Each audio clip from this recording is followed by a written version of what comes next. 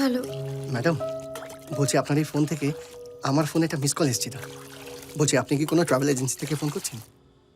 Travel agency? আপনার নাম কি? কৃষ্ণ, ড্রাইভার কৃষ্ণ।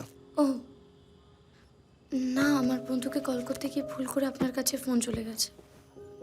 ও, রং নাম্বার। ঠিক আছে।